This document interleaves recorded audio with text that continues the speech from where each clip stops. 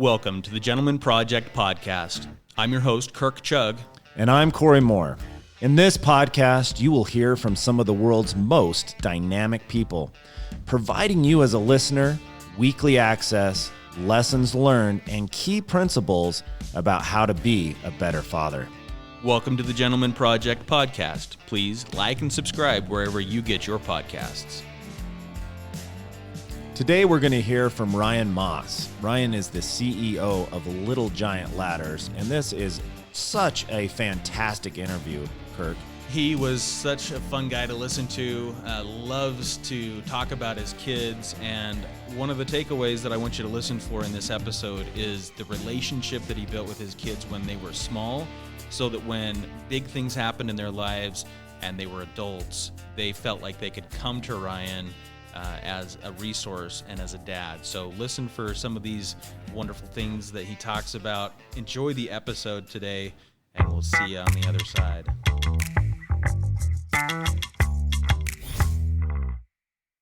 Well, we have one of my favorite people in the entire world here with us today, Ryan Moss. He's the CEO of Little Giant Ladders, and also what I think is a fantastic father. Now, Ryan, you went from line worker to CEO of Little Giant. Tell us a little bit about that. Well, first of all, thank you for allowing me to participate in this, because it's a really cool project, and I love what you're doing, and I have a lot of respect for you, and so I'm honored to be here. I did have an opportunity to start on the production floor and literally punching rungs, sweeping floors, building ladders. And in a couple of years, I was given the opportunity to be a shop foreman, which was daunting because many of the people that worked for me were double my age. And I feel like I was maybe just blessed with the ability to lead. I don't have any special skills.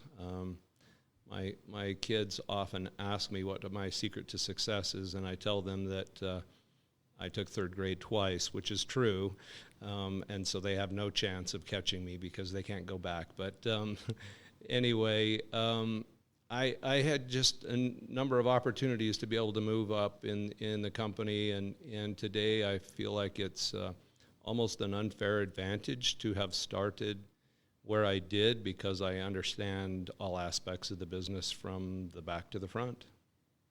So tell us a little about who is Little Giant today? What size is the company, employees, that kind of thing?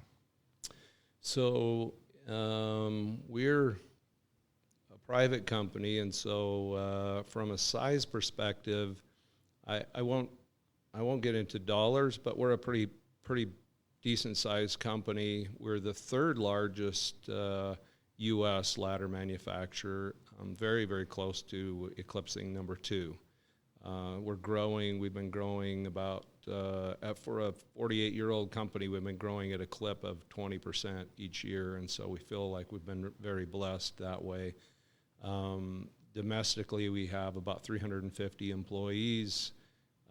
Internationally, because we have a lot of products that are built here, but also in different parts of the world, and so there's another 1,000 people that are involved in building Little Giant Ladders. I will tell you that's changing, though, because of the climate that we see politically and just how things are changing around the world, that we have some initiatives where we're bringing many of those lines back to Utah. In fact, we just finished one of them, and so our numbers here domestically are going to be growing substantially. So you've built this really incredible, well-known company, Little Giant Ladders, while raising 5 children. And so I guess my initial kickoff question for you is, what's worked, and how did you balance, being this entrepreneur and growing your career while raising these 5 kids? Well, I must say that that question makes me feel very inadequate. My wife and I often say that our 5 children were sent to raise us, not the other way around. My 5 children are much better individuals than I could ever hope to be. They are incredible people, and they probably made my job very easy because they are such good people, and I have so much love and respect for them. Of course, now looking back, probably like most fathers, there are so many things that I think, oh, wow, I should have done that different, and I could have done this different and that different. I'll probably start by telling you I made some very big mistakes early on. I was very motivated early on working at Little Giant to be successful. I felt like I had responsibilities, and I continued to grow in the company. And I will tell you the biggest mistake I made was for the first 16 years of my career, I did not take a vacation, of which I'm embarrassed to say because I obviously had my priorities wrong. Now, the good news was at that time, because I was involved in the manufacturing side of things, it was 4 days a week. So I did have 3-day weekends where I was able to do things with my family. I went 30 years before I took a sick day. And it wasn't because I wasn't sick. It was just like I felt like I had responsibilities. Today, if you were to ask me, would you do that again? I would have to try to answer that in a way that I would try to find balance in my life, because I know partially that I have my position and responsibility today because of that type of work ethic.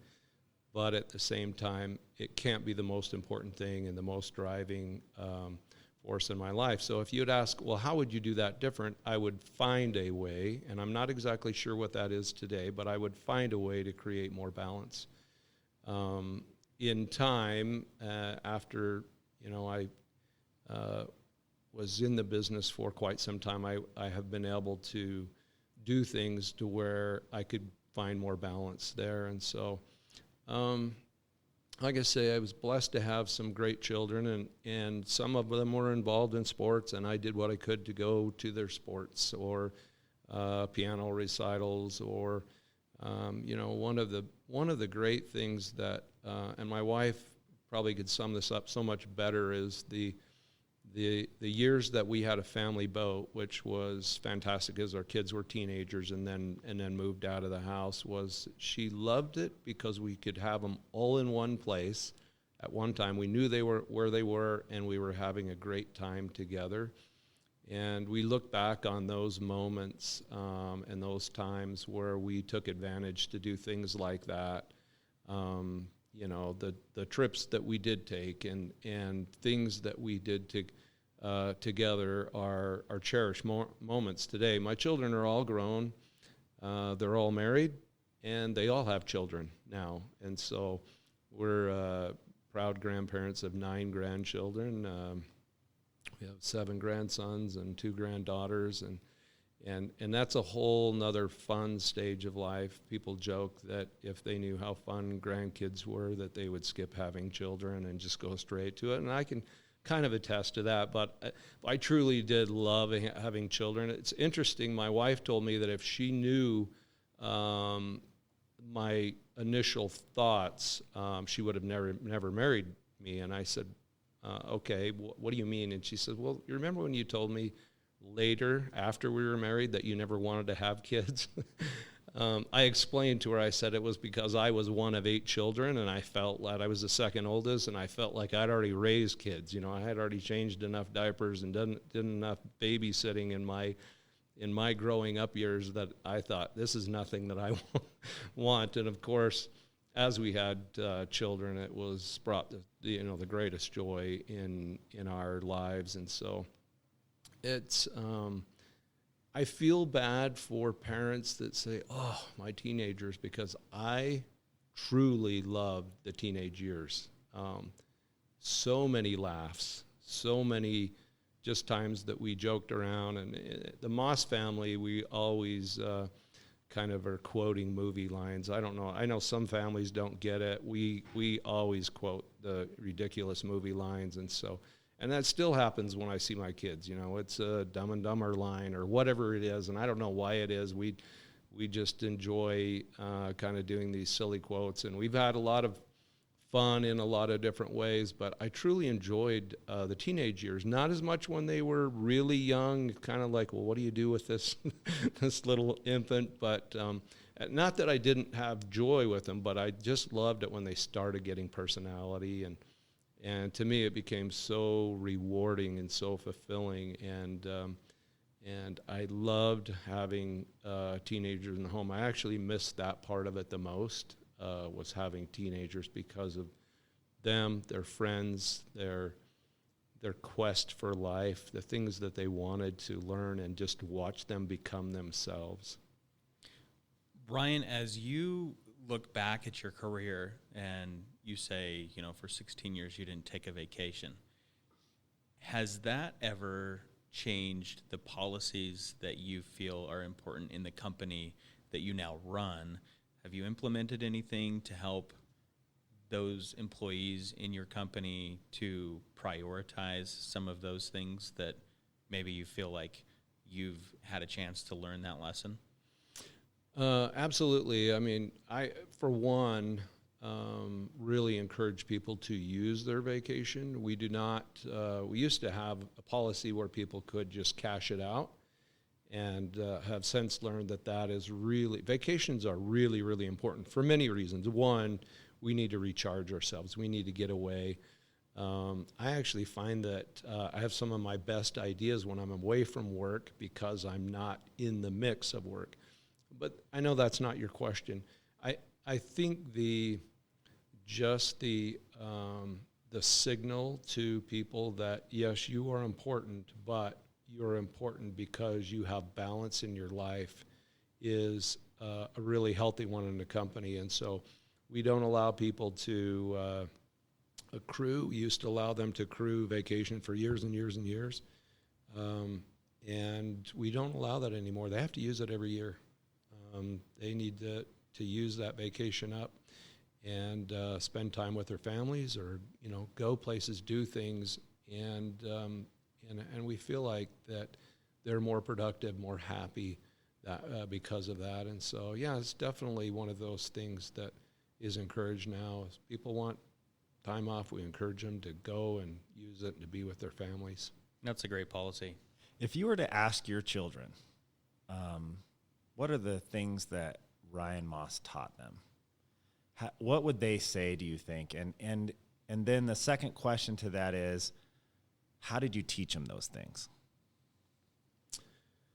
I've heard some of my children say this, and so I can truly answer it. And some of them have written things in birthday cards and things like that where they've given me compliments of which I don't feel like I deserve. But I have heard them say many times that they feel like and are appreciative of the fact that I taught them to work and to be self-sufficient, and to really understand that your true sense of self-worth and individualism and true happiness comes from your own efforts. They don't come from outside sources. They come from inside out. And I struggle with the society that we live in right now, and I required my kids to do chores. They had jobs, chores, those kinds of things, and some people might say, well, that's mean. They need to be experiencing life, and this and that and the other, and I disagree for many reasons. I remember my first bicycle, 8 years old. I wanted a bike desperately, and my father said, "You bet. You pay for half of it, and I'll pay for the other half." And we live in a world now where many kids get their first bicycle at the age of 1 or 2. But I still remember today earning that $8. I bought a used bike, and he came up with, my dad had the other $8, but I remember that lesson today and how meaningful it was. In fact, I still remember the bike. Guess what? I don't remember any of the other ones after that. But the one that I helped buy, I remember. I know what it looked like. I rode that bike a lot. I loved it because I felt like it was a part of me, and it was something that I helped work for. here's the thing is, in today's society, we all say we want more for our children. And my question is, what is more? More of what? Because if it's more things, then mission accomplished, right? We've given them more things. Oh, I had to walk to school. I want my kids to drive to school. You know, I could go on and on and on. But if it's more integrity and more character, then giving them more stuff is not going to make it happen. And I'll give you an example. I live down in Mapleton. There's a big, beautiful mountain behind my home. It's a steep, tall mountain. It's called Maple Mountain.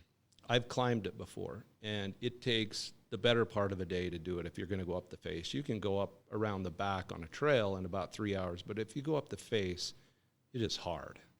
And there's a lot of shale, it's steep, there's a lot of oak brush and timber, and it's just really, really hard to get up there.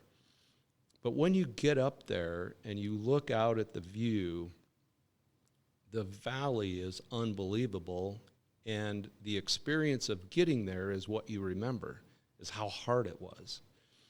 And I feel like in today's society, all of us want our kids to be on top of the mountain, but this is how we do it. We load them up in the leather-covered seat Suburban or whatever it is we drive that has air conditioning in the seats, and we say, get in, kids, and they put their feet on the dash and their earbuds in their ear, and we drive them to the top of the mountain. And when they get there, they say, now remind me again what we're doing up here, and how long are we going to be, because I got stuff to do. And there is no sense of accomplishment. Yeah, they're at the top of the mountain, but the person is no different. The person that climbed there is very different. They have that character and that integrity and that fortitude, and they know they can do hard things. And that's truly where I struggle with, because I'm like every other father that wants to do everything for their children, but won't, but will not. And I will tell you, that's the hardest thing I've done as a parent, is there have been things that I've watched my kids go through that I could have stepped in and made so much easier for them. Had the means to do it. Could have. Hardest thing was to do nothing. Absolutely nothing. And so I would say that hopefully helping my children, because I didn't do it for them, helping my children build character. And I'll just say it this way, provide the opportunity for them to build character and integrity and fortitude and to know that they can do hard things is perhaps the best thing that I've done for them. We cannot expect our children to build character and integrity if we take away every character and integrity building activity that they could be involved in. How can we do it? It's impossible. And yet we try every day. We try to shortcut it. We see this with professional athletes that $100 million contracts at the age of 19, and they have no idea what money means or how you earn it or how you take care of it. Consequently, their career is over and they're out of money. You can't skip the steps. You just can't. You can fake your way partly way through life, but you just can't skip the steps. And so if there's something that I think my kids have been able to develop, they've done it on their own, but it's because we provided the opportunities for them to be able to do it. My oldest son mentioned something to my wife a couple of years ago, and he's 34 now and got kids of his own, and he said, I just realized that when he was 10 years old, he used to clean out horse stalls. We lived in Mapleton. They were down in Springville. And he said, I just realized that, saying this to my wife, Vicki, who, bless her, she's an amazing woman. I love her, that you spent more time and more money on gas than I earned cleaning out the horse stalls. Now, we never told him that, right? It clicked with him at age, I think it was 2 years ago, so at age 32, it finally clicked, and he came to us, and he's like, you could have just given me the money, because you spent more in gas and going back and forth and sitting down there and waiting for me, and, my son was, he's He's a real estate agent today. He does very well, but I watched him take advantage of opportunities to.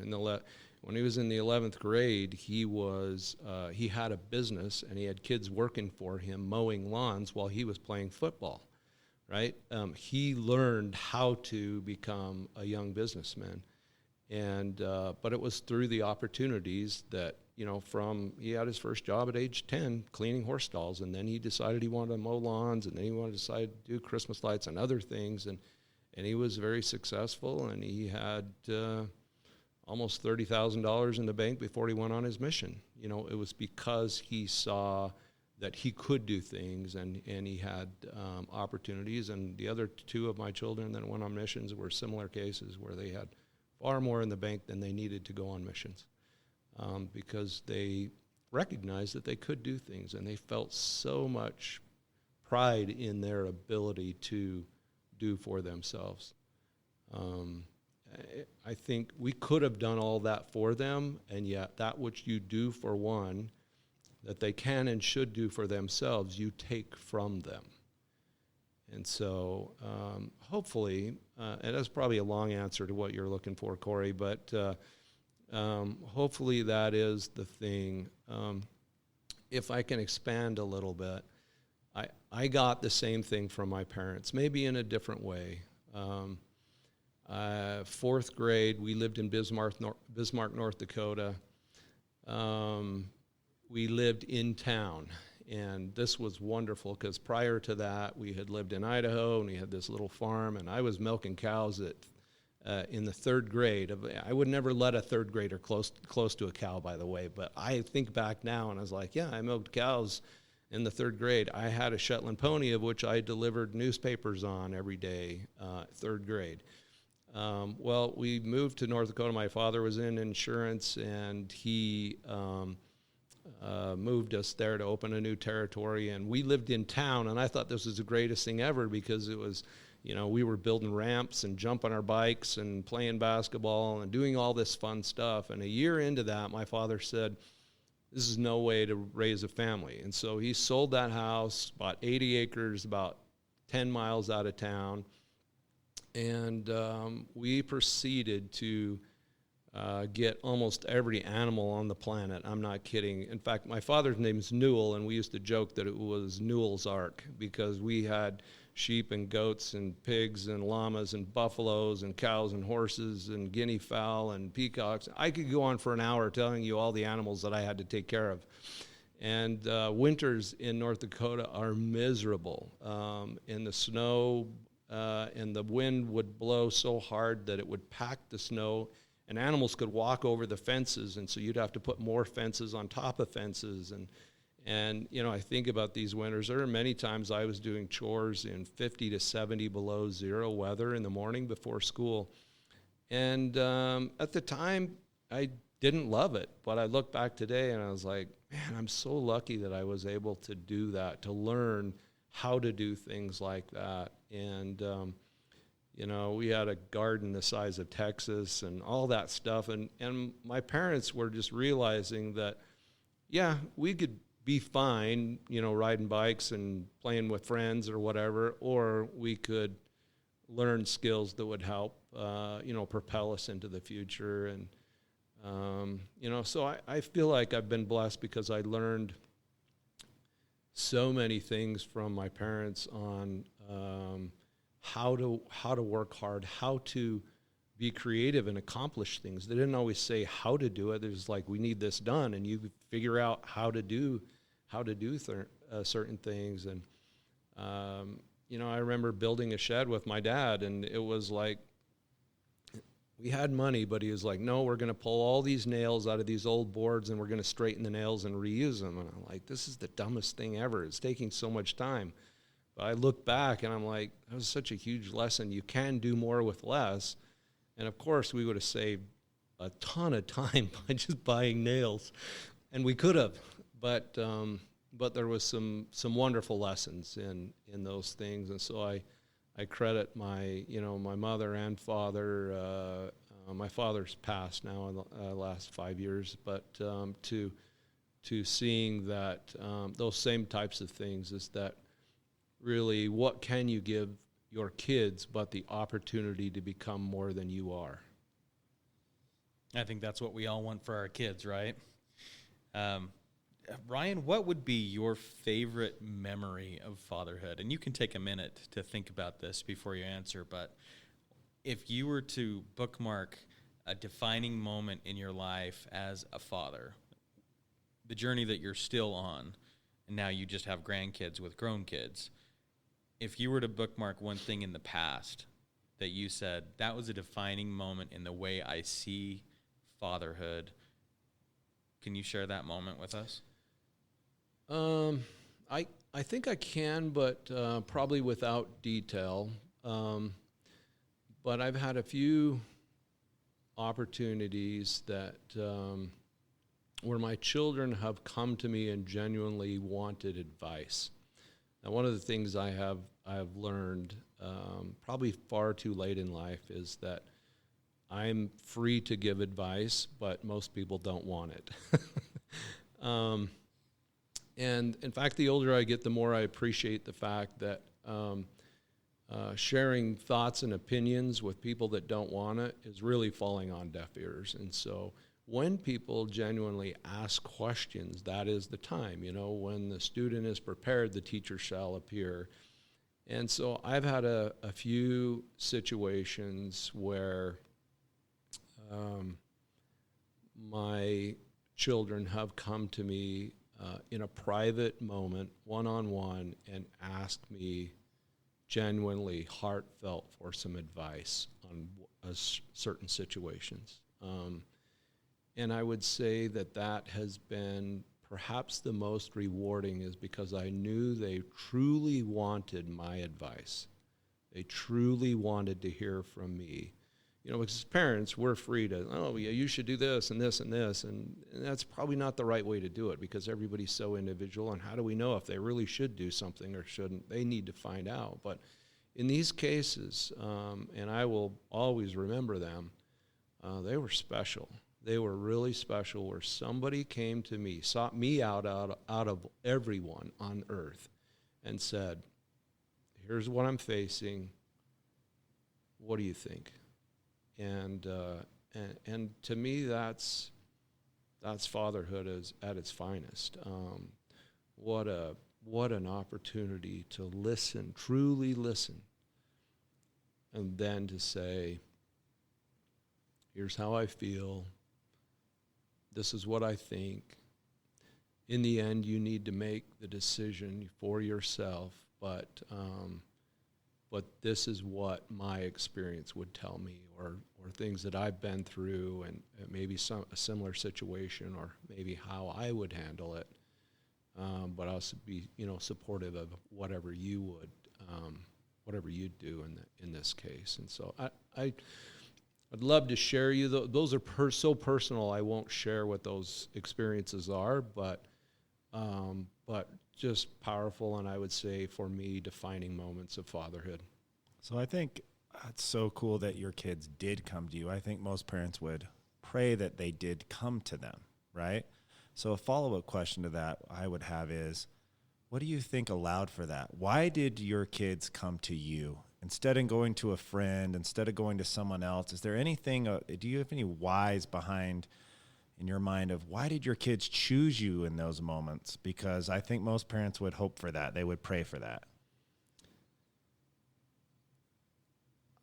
I don't know specifically. My guess would be is that they genuinely, deep in their hearts, know that I love them, and that I wouldn't ever give them advice that I felt like would be contrary to their benefit. Even though the situations may, and I know two of them were quite embarrassing for them, I love the fact that they came to me even though they were embarrassing. It just, I think that is a demonstration of trust. That, yeah, I mean, in the end, I'm still dad, right? And dad's dad, and don't always agree with dad, and all that kind of thing. But I think they truly trusted me. And they knew that I wouldn't give anything in the way of advice or counsel that would be contrary to their best interest. I share this with my kids all the time, that trust is hard earned but easily lost.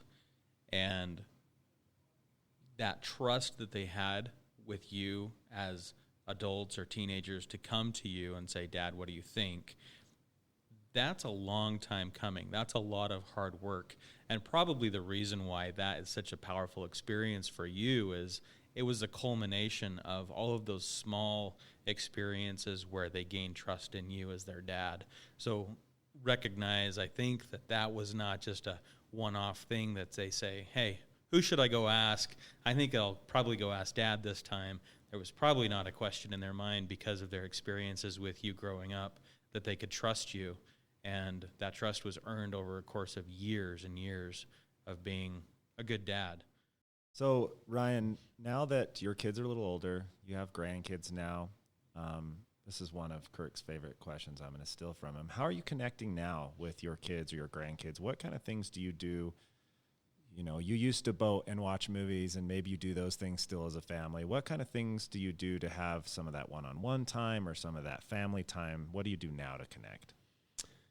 Not as much as I'd like to, but and you can't. That's the reality of 5 kids moving off into their own world, starting their own families, doing those kinds of things. But we do take opportunities. I will tell you, it's when your kids leave your home, it's hard because you're used to the noise, used to the feeling, the interaction, and I think the easiest way for me for them to leave was to realize that that's what I wanted, was to leave my parents' home and start my life and think about why was that. And so now that they've gone out and done that, we certainly respect their their marriage, their family, their time. But we try to get together every other Sunday. Vicki does a big meal, way too much work. It's all day of cooking, and in fact, we've often the first Sunday of the month had, at night we have our waffle Sunday, and so it's hash browns and waffles and eggs and bacon, and then the whole thing. It's dinner at night, or breakfast at night, right, kind of thing, and the kids have loved that. We've done that for years and years and years, and they've loved that. And now the grandkids are asking, "Hey, when's it waffle Sunday?" kind of thing, and so we have those 2 big meals every other Sunday, or at least 2 Sundays a month. Birthdays, we always take our children or their spouses out for dinner. We make sure that we take them out for dinner, and we truly celebrate their birthdays just as if they were still in our home. We do like to have activities. We rented the theater last night to go see a movie, and we were able to have a couple of our kids there and some family. And so we still like to do things like that. Traveling when we can, taking a trip together, and it's getting bigger and bigger. I think the last time we took them to Disneyland, and the size of the van we had and all the luggage and all this stuff, but it was still just great memories, great memories, lots of fun. We have a big Christmas party with our kids and grandkids, and we play games. I think it's the things that others do. I try to do some things with them individually where possible. I do have a daughter, and her husband and 2 children live in Raleigh, North Carolina. She's an attorney out there, and so we don't get to see them a bunch. The others are here in Utah, and so we get to see them much more. But with the ones that we can, my oldest son is really into hunting. And so, in fact, he and I are going on a hunt in the next 10 days together. And we try to get out. We talk about hunting quite a bit because it's an interest of his. When I was younger, I was into it. I grew out of it. He got me back into it. And so it's something that we have in common. My other son, we have a lunch once a month, and we just talk. And we don't have maybe the same interests in everything, but we find where our interests do align, and we talk about some of those things. And sometimes we agree to disagree on politics or whatever it is, which is also great that we can have that conversation. The one thing I love about America is that we can all have our opinion, and it's so great that even though not all of my children and I see eye to eye on every topic. We still love each other, and it's fine to have differences of opinion because that's the beauty of America. And so try to do things. My youngest daughter does cut my hair, and so that's a cherished hour every 3 weeks where we just get to talk while she's cutting my hair. But we also do things together, and so as much as we can, we get together with family, try to bring everybody together when we can, but sometimes it's just going to be individually where we go and do things with them.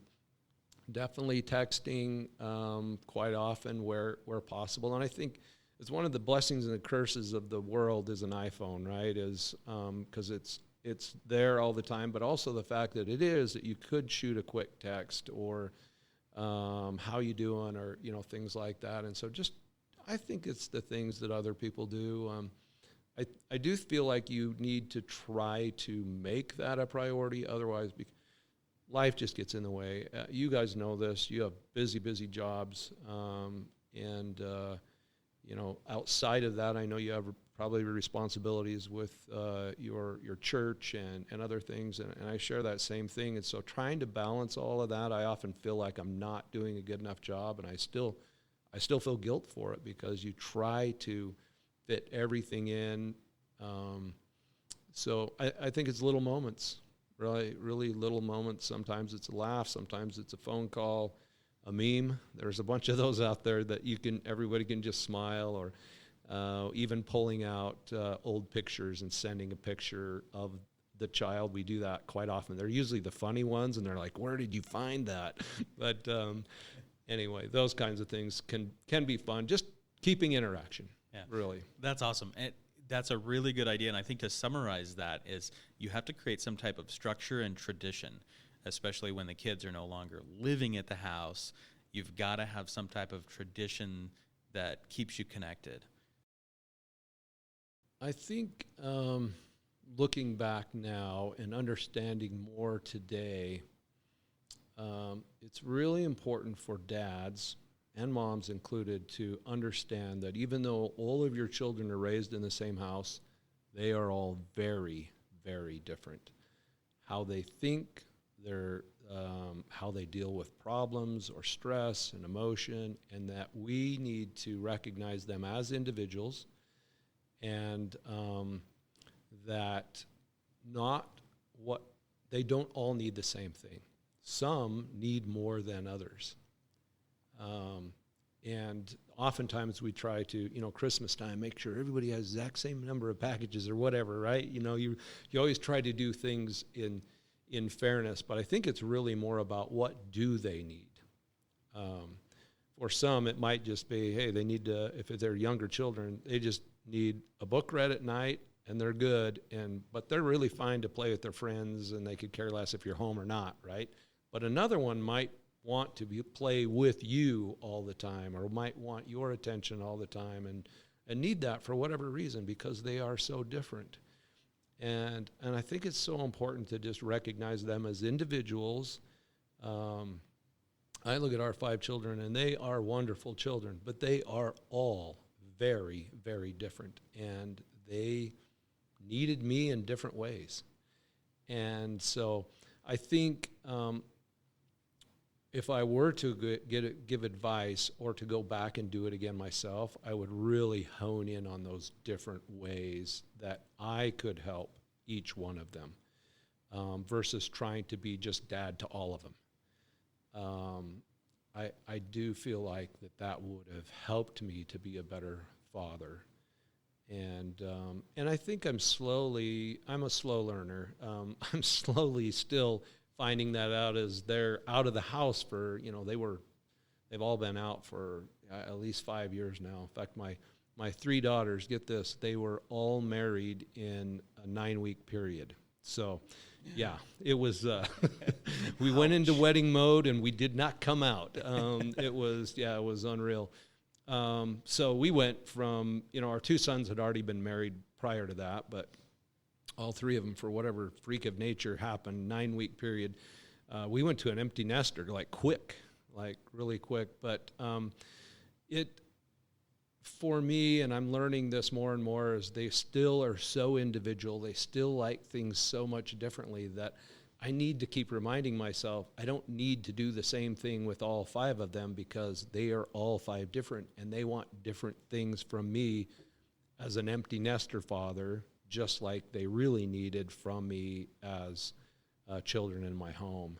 And so I don't know if that's right or wrong. It's how I feel inside, is that it needs to be more individualized, one-on-one where possible. Of course, doing things together is fantastic, but where possible, really filling the need of one in their way. And I've already gained a bunch of nuggets of knowledge from Ryan that I'm going to make me a better dad. I have a follow-up question as you were talking about your children and their individuality. I think the relationship that you have with your wife and the way that you together parent your kids is obviously something that everyone deals with, families where you've been married a long time, I know, and other families are broken or have new parents in the mix. Talk to us about kind of how did you be a great father in unison with your wife, and what things did you learn related to, working together to raise the children? And does that make sense? Yeah, I think, first of all, I've been blessed with an incredible wife. And so she helps keep me on the path and really help me understand when I'm maybe out of line or maybe doing something that I need to know. Hey, by the way, your kids are thinking this or said this or whatever. And it's like, oh, okay, good.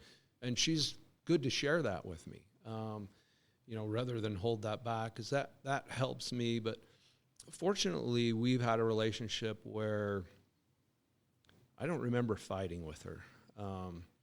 And maybe it's because I was taught early in life that 2 can't fight when one doesn't want to. But we don't yell, scream, fight, anything like that. We have a great relationship. Have we ever had disagreements? For sure. I'd be lying if I said no.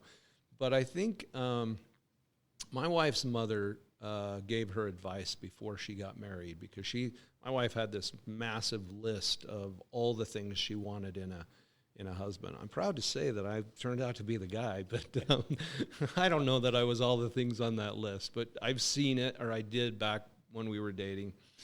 It's almost quite comical now when I think about it. But her mother gave her this advice and said, everybody on earth is weird, which is true, right? As Corey, you and I are great friends, but if you came into my house, you might be like, well, that's weird. Or if I went to your house, I'd be like, that's weird. And it's because we were raised in different environments, different parents, all those things. And so her mother-in-law, or my mother-in-law, her mother just said, you just have to find your own kind of weird.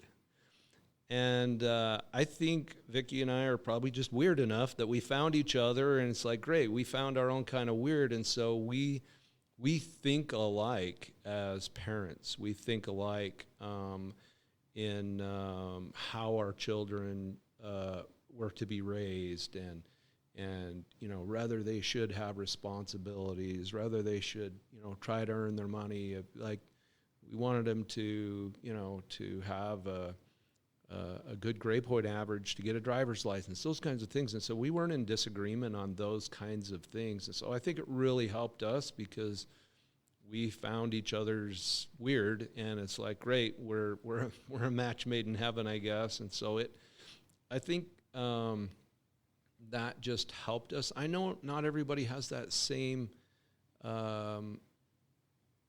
situation where they don't, or maybe their family upbringing was so different that they're opposite ends of the spectrum. And so I don't know if I can give a lot of advice to people that don't share what I've been blessed with that way.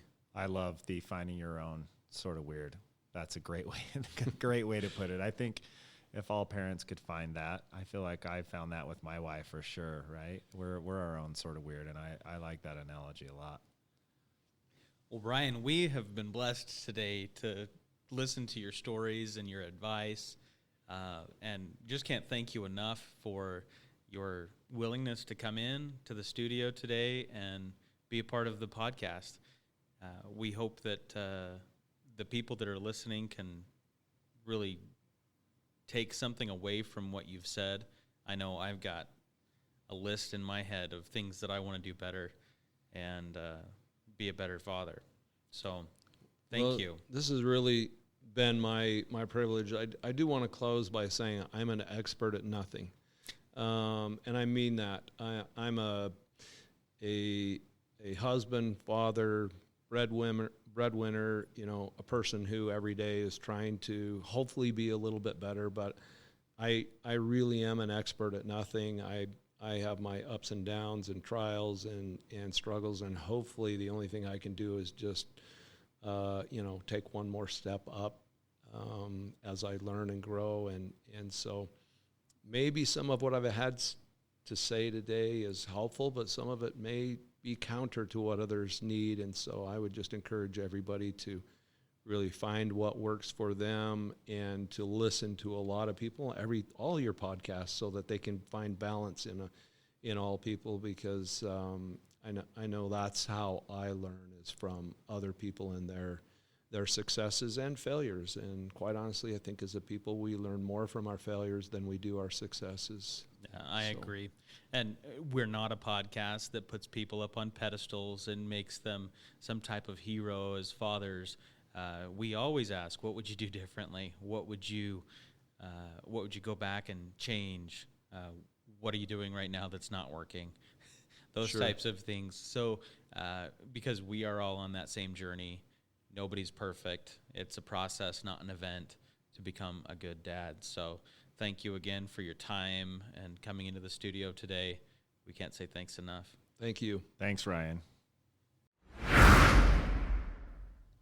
What an amazing interview with Ryan Moss, CEO of Little Giant Ladders. Thank you, Ryan, so much for being with us today.